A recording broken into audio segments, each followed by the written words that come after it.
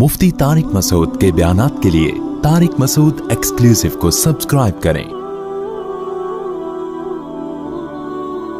Tariq Masood exclusive.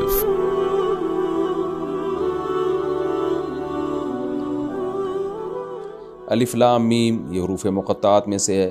तंज़ीलुल किताबि ला रैब फ़ीहि मिर रब्बिल आलमीन, ये सूरत भी मक्की सूरतों में से है। इसमें भी ज़्यादातर अक़ीदा तौहीद का बयान, अहकाम का बयान बहुत कम होगा। अल्लाह फरमाते हैं किताब का जो नाजिल करना है ये रब्बुल आलमीन की तरफ से है, रब्बुल आलमीन की तरफ से। ला रैब फ़ीहि, और इस किताब में कोई शक नहीं है, ये अल्लाह की तरफ से है। तो अल्लाह ने ख़बरदार कर दिया कि इसको गौर से सुनो, गौर से समझो, इसको हल्का ना लो, इसके बारे में सीरियस होके इसको सुनो भी और इस पर अमल करने की भी कोशिश करो। फरमाते हैं हम यक़ूलून अफ़्तरा, क्या ये लोग ये कहते हैं कि ये मोहम्मद सल्लल्लाहु अलैहि वसल्लम ने गढ़ ली है? ना ना ना, बल हुवल हक़्क़ु मिर रब्बिक, बल्कि ये तो हक़ है आपके रब की तरफ से है। और क्यों भाई, इसमें हिकमत क्या है? अल्लाह को क्या पड़ी है कि आसमान से अपना कलाम को नाजिल कर रहा है? क्या ज़रूरत है अल्लाह को कि मोहम्मद सल्लल्लाहु अलैहि वसल्लम को मुंतखब किया? फरमाया ये इसलिए हमने ये काम किया, लितुनज़िरा क़ौमन, कि आप एक ऐसी कौम को डरा दें, मा अताहुम मिन नज़ीरिन, जिनके पास कोई अब तक डराने वाला मिन क़ब्लिका, आपसे पहले आया नहीं है। यानी जो मक्का के उस वक्त लोग थे उनमें तो कोई डराने वाला नहीं आया था। जो पैगंबर गुजरे थे तो बहुत कदीम थे, और मक्का में तो हज़रत इब्राहीम और इस्माईल अलैहिस्सलाम के बाद कोई पैगंबर भी नहीं आए। तो क्योंकि इन पर तवील ज़माना गुजर चुका है, गुमराही की तरफ जाए चले जा रहे हैं। शिर्क, बिदअतें, क़त्ल व गारत, झूठ, ये सारी चीज़ें इनकी सोसाइटी में आम होती चली जा रही हैं, जिससे ये समझ रहे हैं कि कोई पूछने वाला नहीं है। तो अब अल्लाह की रहमत ने तकाज़ा किया कि कोई उनको आके डराए कि जो कुछ तुम कर रहे हो इसका तुम्हें आखिरत में भुगतना पड़ेगा। तो ये बहुत बड़ी हिकमत थी जिसकी वजह से हमने आप पर कलाम को नाजिल किया। लअल्लहुम यहतदून, शायद ये लोग हिदायत पा जाएं, सीधा रास्ता मिल जाए इनको। फिर आगे अल्लाह ने बताया कि अल्लाह वो ज़ात है, अल्लाहुल्लज़ी खलक़स समावाति वल अर्ज़, क्योंकि अल्लाह ने नाजिल किया है। इस कलाम को वैल्यू दो, वैल्यू जभी दी जाएगी जब आपको ये पता चलेगा कि कलाम किसका है। तो इसलिए अल्लाह ने अपनी तारीफ़ की। अल्लाहुल्लज़ी, अल्लाह वो ज़ात है, खलक़स समावाति वल अर्ज़, जिसने आसमानों और ज़मीन को पैदा किया, वमा बैनहुमा, और जो कुछ आसमानों और ज़मीन के दरमियान है, फ़ी सित्तति अय्यामिन, 6 दिनों में। इसकी तफसील मैं कई बार बयान कर चुका हूँ, लिहाजा मैं उसको रिपीट नहीं करूँगा कि 6 दिनों का क्या मतलब है। सुम्मा इस्तवा अलल अर्श, फिर वो अर्श पर मुस्तवी हो गया, मुतशाबिहात में से है। इसकी भी मैं कई दफ़ा तफसील बता चुका हूँ कि इन आयतों को अपने ज़ाहिर पर रखा जाएगा, हकीकत अल्लाह के सुपुर्द। सूरह आल इमरान में अल्लाह ने फरमाया अंज़ल अलैकल किताब, अल्लाह ने आप पर किताब को नाजिल किया। मिन्हु आयातुम मुहकमात, इनमें बहुत सी मुहकम आयात हैं। मुहकम का मतलब जिनके बिल्कुल वाज़े हैं वो। व उखरु मुतशाबिहात, कुछ मुतशाबिहात भी हैं। हर किताब में होता है ऐसे, कुछ मुतशाबिहात होती हैं। तो मुतशाबिहात को मुहकमात को सामने रख के हल किया जाएगा। मुतशाबिहात की ऐसी तफसीर नहीं होगी जो मुहकमात के ख़िलाफ़ हो जाए। तो क्योंकि अल्लाह जैसा कोई भी नहीं है, ये मुहकम आयत है, लैसा कमिस्लिही शैउन, लिहाजा अब सुम्मा इस्तवा अलल अर्श की ऐसी तफसीर की जाएगी कि उसकी इंसानों की मुशाबहत ना हो जाए। अब इंसान जब तख्त पे जलवा फरोज़ होते हैं तो कैसे होते हैं? बादशाह सलामत जाते हैं, तख्त के ऊपर बैठते हैं।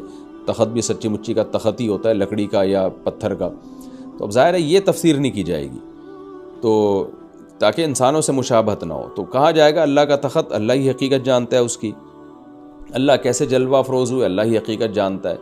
और ये सारी बातें अल्लाह ही के सुपुर्द की जाएंगी। हम तो बस इसके ज़ाहिर को तर्जमा करेंगे, हक़ाइक़ यानी इसकी जो कैफ़ियत है, वो कैफ़ियत हम मुफ़व्वज़ इलल्लाह करेंगे, अल्लाह की तरफ छोड़ देंगे। तो सुम्मा इस्तवा अलल अर्श, फिर वो अर्श पर मुस्तवी हुआ, यानी जो अर्श होता है। मा लकुम मिन दूनिही मिन वलिय्यिन, तुम्हारे लिए कोई भी उसके सिवा कोई दोस्त नहीं है। वला शफ़ीइन, और ना कोई शफ़ात करने वाला। यानी शफ़ात भी अल्लाह ही करेगा और दोस्त भी अल्लाह ही है। यहाँ शफ़ात से मुराद है वो शफ़ात जो क़हरी हो, ज़बरदस्ती की शफ़ात, क्योंकि अल्लाह की परमिशन से शफ़ात हो सकेगी क़यामत के दिन। इसका कुरान ही में ज़िक्र है, जिस पर मैं कई बार पहले बयान कर चुका हूँ। यानी ये कुरान ही की आयतों के रेफरेंस से मैं इस मसले को एक्सप्लेन कर चुका हूँ कि वो शफ़ात जिसकी अल्लाह शफ़ात की इजाज़त देगा, जिसको इजाज़त देगा और जितनी इजाज़त देगा। यानी मखसूस लोगों के लिए मखसूस हद तक और मखसूस अफराद ही कर सकते हैं उस शफ़ात। तो ये महदूद शफ़ात की इजाज़त होगी। वो मखसूस लोग कौन होंगे? पहली शर्त है कि अहले ईमान और अहले तौहीद में से हों, वो इस्लाम पर हों, उनकी मौत इस्लाम पर वाक़ हुई हो। नंबर 2, उनके लिए लिमिट شفاعت ہوگی وہ کتنی وہ ہر ایک کے لیے الگ ہوگی، اور کرے گا کون؟ جو اس امت کے بڑے لوگ ہیں، پیغمبر، شہداء، علماء، صلحاء، وہ لوگ شفاعت کریں گے، اس کی نفی نہیں ہے یہاں پہ۔ افلا تتذکرون، تو کیا تم نصیحت حاصل کیوں نہیں کرتے؟ اچھا، جو اللہ کی طرف سے شفاعت، اللہ نے کہا نا کہ اللہ کے علاوہ کوئی شفیع نہیں ہے، تو یہاں بھی جو جن کو اللہ اجازت دے گا تو وہ بھی تو اللہ کی اجازت سے ہوں گے نا، اس لیے لا اللہ ہی سے لگانی ہے، راضی اللہ ہی کو کرنا ہے، کیونکہ وہ بھی آپ کے بارے میں پرمیشن جب لیں گے تو اللہ دے گا پرمیشن، اللہ اپنے محبوب لوگوں کے بارے میں ظاہر ہے پہلے پرمیشن دے گا۔ یدبر الامر من السماء الى الارض، واللہ وہ ذات ہے جو آسمان سے زمین کی طرف چیزوں کی تدبیریں کرتا ہے، آسمان سے زمین کی طرف، کیونکہ اللہ نے اپنے بارے میں بتایا میں عرش پر ہوں، تو وہاں تدبیریں کرتا ہے وہ۔ پھر بار بار میں بتاؤں کہ کما هو لائق بشانی، اس کی حقیقت میں اس کی کیفیات میں جانے کی اجازت نہیں ہے، زیادہ اس میں گھسنے کی ہمیں اجازت نہیں ہے، یہ حقائق ان کے اللہ ہی جانتا ہے۔ تو اس لیے فرمایا ہم بس اتنا کہ وہ تدبیریں کرتا ہے زمین کی طرف، ثم یعرج الیہ، پھر یہ سارے اعمال اسی کی طرف لوٹ کر جائیں گے، یعنی حساب و کتاب کے لیے جو جائیں گے نا لوٹ کر، کہ اس وقت تو تدبیریں ہو رہی ہیں، کس کو موت دینی ہے، کس کو زندگی دینی ہے، کس کے رزق بڑھانا ہے، کس کا رزق کم کرنا ہے، پھر یہ سارا جو حساب و کتاب کے لیے فائلیں جو بن رہی ہیں نا، یہ ساری جائیں گی قیامت کے دن اللہ کے سامنے پیش کی جائیں گی۔ پیش تو ہر وقت ہوتی ہیں، اللہ کو تو سب چیزوں کا علم ہے، لیکن ایک ظاہری طور پر تو وہ اس دن میں یہ کام ہوگا جس کا ایک دن 1000 سال کے برابر ہوگا ہمارے یونٹ کے مطابق، مما تعدون۔ لیکن یہ خوب سمجھ لیں قرآن میں دوسرے مقام پر ہے وہ 50,000 سال کے برابر ہوگا۔ تو علماء نے اس میں تطبیق دی ہے، حدیث سے یہ بات ثابت ہے کہ قیامت کا ایک دن کسی کے لیے 50,000 سال، کسی کے لیے 1000 سال، کسی کے لیے منٹوں کے برابر ہوگا وہ۔ تو جن کے جیسے جیسے اعمال ہوں گے نا، ان کو وہ دن اتنا ہی لمبا اور اسی حساب سے وہ دن ان کو چھوٹا لگ رہا ہوگا۔ اللہ تعالی ہم سب کو اس دن کی سختیوں سے محفوظ رکھے۔ فرمایا ذالک عالم الغیب والشہادہ، یہ ہے وہ اللہ جو غیب اور شہادت یعنی چھپی ہوئی چیزوں کا علم بھی جانتا ہے اور ظاہری چیزوں کا علم بھی جانتا ہے۔ العزیز، زبردست غالب ہے، الرحیم، اور اپنے بندوں پر رحم کرنے والا ہے۔ ایسا صاحب کمال ہے کہ الذی احسن کل شیء خلقہ، وہ ذات ہے جس نے ہر چیز کو بہترین بنایا، جس چیز کو بھی پیدا کیا۔ آپ دیکھ لیں آج تو میڈیکل سائنس نے اور جو سائنس کے دوسرے شعبہ جات ہیں اتنی ترقی کی ہے، کہتے ہیں فطرت کا کوئی آلٹرنیٹ نہیں ہے، کہ فطرت نے جس چیز کو جیسا بنایا نا بہترین انداز سے بنایا۔ جانوروں کو دیکھ لیں، سمندر میں رہنے والے جانور، خشکی پہ چلنے والے جانور، ہر چیز یعنی ہر جانور کو اگر چونچ دی ہے تو اسی کے حساب سے دی ہے، اس کا نظام ہاضمہ اسی کے حساب سے بنایا، اس کی خوراک اسی کے حساب سے رکھی، تو ہر چیز کو بہترین انداز سے پیدا کیا اس نے۔ وَبَدَأَ خَلْقَ الْإِنسَانِ مِنْ طِينٍ، اور انسان کی ابتدا، جو تخلیق کی ابتدا اس نے کی مٹی سے۔ ثُمَّ جَعَلَ نَسْلَهُ، پھر پہلی دفعہ میں تو مٹی سے بنایا آدم کو، پھر ان کی جو نسل بنائی من سلالتن، ایک خلاصے سے، مٹی سے مختلف چیزیں کشیدی جاتی ہیں، مٹی سے پھل، گوشت، سبزیاں، یہ سب بنتی ہیں۔ مٹی میں جو اجزاء ہوتے ہیں نا، ان اجزاء سے آئرن نکلتا ہے اور پتہ نہیں کیا کیا چیزیں نکل کے پھل کی شکل میں جمع ہوتی ہیں، پھر وہ ماں باپ کھاتے ہیں تو اس کا خلاصہ نکلتا ہے جو اسپرم کی شکل میں جمع ہوتا ہے، پھر اس سے اولاد بنتی ہے، تو یہ ہے سلالہ۔ یعنی بہت عجیب اللہ کی قدرت ہے، ایک ہی مٹی ہے کیا کیا بن رہا ہے، اس سے کتنے قسم کے کھلونے بن رہے ہیں اور زندہ کھلونے۔ تو یہ سلالہ ہے جو اللہ تعالیٰ نے جو ہے، یعنی ڈاکٹر مجھے بتا رہے تھے کہ انسان کی جو اللہ نے ایسی کیلکولیشن اندر رکھی ہوئی ہے، ہم جو بھی کھاتے ہیں نا تو ہماری باڈی کو جس چیز کی ضرورت ہے، باڈی وہ معدہ ہمارا وہاں سے کھینچ لیتا ہے اس کو، اور باقی سارا فضلہ بن کے نکل آتا ہے۔ تو جس چیز کی وہ پوری کیلکولیشن ایک کی ہوئی ہے، اور ہر ایک کی باڈی کی کیلکولیشن دوسرے سے مختلف ہوتی ہے۔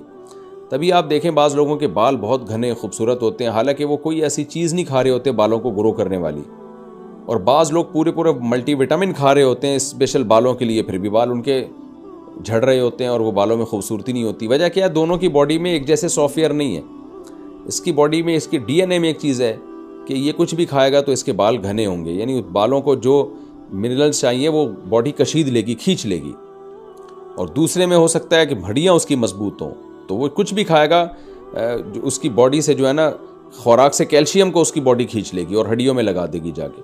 تو ہر ایک کا الگ ہے، اللہ نے رکھا ہے۔ تو اتنا زبردست نظام بنا دیا کہ انسانوں کا الگ، جانوروں کا الگ، اور پودوں کا الگ، ہر پودے کا دوسرے سے الگ، اور سب میں سافٹ ویئر انسٹال کر دیے، اب سب کو ایک جیسی کھاد مٹی پانی مل رہا ہے لیکن رزلٹ سب کا بالکل ایک الگ آ رہا ہے۔ تو انسان کا بھی ایسا ہی ہے کہ کیا کچھ ماں باپ کھا رہے ہیں لیکن اسپم بن رہے ہیں وہ ایک بالکل ہی ایک الگ پروسیس ہے۔ ساری خوراکوں سے جو اسپم کو جن چیزوں کو چاہیے، اسپم میں جو منرلز ہونے چاہیے وہ سارے جو ہے وہ خوراک سے آ کے اس میں جمع ہو جاتے ہیں، اور کیسے اللہ تعالیٰ اپنی قدرت سے بچے کو تیار کرتے ہیں ماں کے پیٹ میں۔ فرمایا ثم سواہ، پھر اللہ نے اس کو برابر اس پانی سے، گھٹیا پانی سے، یعنی گھٹیا کا مطلب جس کو عرف میں برا سمجھا جاتا ہے، گھٹیا سمجھا جاتا ہے، گھن آتی ہے انسان کو اس سے، ماء مہین کا یہ مطلب ہے۔ ثم سواہ، پھر اس سے انسان کی کو تسویہ کیا۔ یہ پہلے بھی میں بتا چکا ہوں کہ مہین جو ہے نا، کیونکہ گھٹیا پانی کو کہتے ہیں، تو امام حنیفہ رحمہ اللہ کی رائے میں اسی آیت کی وجہ سے منی جو ہے ناپاک چیزوں میں شمار ہوتا ہے اس کا، کیونکہ قرآن کے ظاہر گھٹیا میں کامل درجے کی گھٹیا جبھی ہوگی جب وہ اس کو ناپاک قرار دیا جائے۔ اور وہ جو کہتے ہیں حدیث میں آتا ہے کہ حضرت کنت افرک المنی من ثوب رسول اللہ، حضرت عائشہ فرماتی میں نبی کے کپڑوں سے منی کو کھرچا کرتی تھی۔ تو امام حنیفہ کے نزدیک یہ کھرچنا اس کی علامت ہے کہ یہ ناپاک ہے۔ ہاں چونکہ خشک ہو جاتی ہے تو خشک چیز جو ہے وہ دھونا ضروری نہیں ہے، کھرچنے سے بھی پاک ہو جاتی ہے، جبکہ دیگر ائمہ کے نزدیک یہ منی کے پاک ہونے کی دلیل ہے۔ امام شافعی اور امام احمد کے نزدیک وہ کہتے ہیں منی اگر ناپاک ہوتی تو حضرت عائشہ کھرچتی نہیں بلکہ اس کو باقاعدہ دھوتی۔ تو چونکہ امام حنیفہ کا مذہب یہ ہے کہ وہ قرآن کے ظاہر کو بہرحال ترجیح دیتے ہیں، تو انہوں نے حدیث کا وہ مفہوم بیان کیا کہ قرآن سے وہ میچ کرنے لگے، کیونکہ گھٹیا میں ظاہر یہی ہے کہ گھٹیا میں کامل درجے کی گھٹیا وہی چیزیں ہوتی ہے جو ناپاک بھی ہوتی ہے۔ اس کی میں اس فقہی مسئلے کو میں اس سے پہلے بھی ڈیٹیل کے ساتھ بیان کر چکا ہوں۔ ثم سواہ، پھر ہم نے اس انسان کو برابر کیا، ونفخ فیہ من روحہ، اور اس میں اپنی روح پھونک دی۔ یہ کتنی عجیب بات ہے، بچہ زندہ ہو جاتا ہے، یہ زندہ کیسے ہوتا ہے بھائی؟ تو بے جان لوتھڑا تھا، اچانک اس میں جان کیسے پڑ گئی؟ وجعل لکم السمع والابصار، اور ایسے ہی بے ڈھنگی سے جان نہیں پڑی بلکہ اس کے کان بنا دیے ماں کے پیٹ میں، اور آنکھیں بنا دیں اس کی، والافئدہ، اور دل بنا دیا دھڑکنے والا۔ قلیلا ما تشکرون، اللہ کہتے ہیں بہت تھوڑا شکر کرتے ہو۔ یہ عربی میں محاورہ ہے، جب کوئی بالکل بھی شکر نہ کر رہا ہو نا تو یہ کہا جاتا ہے کہ تم بہت تھوڑا شکر کرتے ہو۔ اس کا مطلب یہ نہیں کہ تھوڑا کرتے ہو، اور اصل بات یہ کرتے ہی نہیں ہو بالکل، کیونکہ یہ کوئی شکر نہیں ہے کہ آپ کو اللہ نے بنایا اور ساری نعمتیں دیں اور آپ اس کی نافرمانی کریں، تو جو نافرمان ہے وہ تو بالکل ناشکر ہے۔ وقالوا اذا ضللنا فی الارض، اللہ کہتے ہیں میں نے کیسے بنا دیا تجھے، اور ان کی باتیں سنو۔ یہ کہتے ہیں جب ہم زمین میں گم ہو جائیں گے، گم کا مطلب ہم تو غائب ہو جاتے ہیں، قبر کھود کے دیکھو 10-20 سال کے بعد کوئی بندہ ہی نظر نہیں آتا اس میں۔ ہم جب زمین میں گم ہو جائیں گے، انا لفی خلق جدید، تو کیا ہم دوبارہ تخلیق میں ہوں گے؟ کون ہمیں دوبارہ پیدا کرے گا؟ تو یعنی اللہ نے اپنی قدرت پہلے بیان کی کہ کیسے مٹی سے میں کشیدتا ہوں اور پھر اسپم بناتا ہوں اور انسان بنا کے اس میں بے جان چیز میں جان ڈال کے بچہ بنا کے باہر نکال دیتا ہوں، اور اس کے آنکھ ایسا ہی نہیں ہے بلکہ آنکھ، کان، دل، دماغ، یہ سب چیزیں بنی ہوئی ہوتی ہیں۔ تو جو یہ کام کر سکتا ہے دوبارہ کیوں نہیں پیدا کر سکتا؟ تو اس لیے اللہ نے کہا کہ یہ الٹی باتیں کرتے ہیں، کہتے ہیں ہم جب زمین میں گم ہو جائیں گے کیا ہم دوبارہ پیدا ہوں گے؟ بل ہم بلقاء ربہم کافرون، اللہ کہتے ہیں اصل بات یہ اپنے رب کی ملاقات سے انکاری ہیں، کیونکہ یہ مان لیں گے نا اگر ہم دوبارہ پیدا اللہ ہمیں کر سکتا ہے، تو پھر ان کو یہ بھی ماننا پڑے گا، اقرار کرنا پڑے گا کہ ہماری اللہ سے ملاقات ہوگی، اور یہ بھی اقرار کرنا پڑے گا کیوں ہوگی بھائی، حساب و کتاب دینا ہے۔ تو ان سب باتوں کے بعد آ کے خواہشات قربان کرنی پڑیں گی، شراب چھوڑنی پڑے گی، زنا چھوڑنا پڑے گا، جھوٹ چھوڑنا پڑے گا، سود چھوڑنا پڑے گا، اور بہت ساری برائیاں جس کو اسلام نے برائیاں کہا ہے وہ چھوڑنی پڑیں گی، نماز کی پابندی کرنی پڑے گی، صدقات و خیرات، زکوٰۃ، صلہ رحمی، ایک طویل سلسلہ شرعی احکام کا۔ تو اس لیے ان سب کا بہترین حل یہ کہ آخرت کا انکار کر دو، جیسے کہ ایتھیس لوگوں نے کیا، انہوں نے تو اور آگے نکل گئے، خدائی کا انکار کر دیا، تو اب سب کچھ حلال ہو گیا ان کے لیے۔ تو اللہ کہتے ہیں اصل بات یہ خواہشات کی غلامی، اللہ کا انکار جس کی بیس پہ، اللہ سے ملاقات کا انکار جس کی بیس پہ یہ اس طرح کی باتیں کر رہے ہیں۔ پھر آگے آپ ان کو، اے نبی آپ ان کو بتا دیجئے کہ تم جس طرح مرتے ہو نا تو موت کے وقت تمہاری روح فرشتہ نکالتا ہے، تو جس اللہ نے تم پر فرشتے کو مقرر کیا ہے روح نکالنے کے لیے، وہی اللہ قیامت میں تمہیں دوبارہ زندہ بھی کرے گا، موت کے بعد تم فنا نہیں ہو جاتے۔ قل، اے نبی ان سے کہہ دیجئے، یہ کہتے ہیں نا جب ہم زمین میں گم ہو جائیں گے تو کون زندہ کرے گا، تو آپ بتائیں ان کو، یتوفاکم ملک الموت، موت کا جو فرشتہ ہے وہ تمہیں وفات دیتا ہے، یعنی وہ تمہاری روح نکالتا ہے۔ وفات کا مطلب یہ تمہیں وصول کرتا ہے۔ دیکھیں موت کا تو سبب یہی ہوتا ہے جو دنیا میں اسباب ہیں، کسی نے کو گولی لگ گئی، کوئی بیمار ہو گیا، اس زمانے میں بھی ایسے ہی تھا. لیکن جب روح نکلتی ہے نا تو روح نکالنے کے لیے فرشتہ آتا ہے. فرشتہ یہ نہیں کرتا کہ گلا گھونٹ کے آپ کو مار دیتا ہے. موت کا تو ایک سبب ہوتا ہے، وہ سبب تو ایک سائنٹیفک لاجک ہوتی ہے اس کی موت کی، ہر موت کی. تو قرآن اس کا منکر نہیں ہے. تبھی کسی صحابی نے اس آیت پر نبی سے یہ اعتراض نہیں کیا کہ ہم جو مرتے ہیں فرشتہ تھوڑی مارتا ہے، ہمیں تو قتل ہو جاتے ہیں، تلوار سے مرتے ہیں. لیکن جب مرتے ہیں نا تو روح جو نکلتی ہے ہماری، یعنی ہم اپنے آپ سے نکل جاتے ہیں، تو وہ جو نکلنے کا عمل ہے وہ فرشتہ کر رہا ہوتا ہے اور وہ فرشتہ وصول کرتا ہے اس روح کو. یہ بات تمام آسمانی کتابوں سے ثابت ہے. فرمایا وکل بکم، جو تم پر متعین ہے، ثم الی ربکم ترجعون، پھر تم اپنے رب کی طرف لوٹائے جاؤ گے. اللہ تعالیٰ ایسے چھوڑ نہیں دے گا تم کو.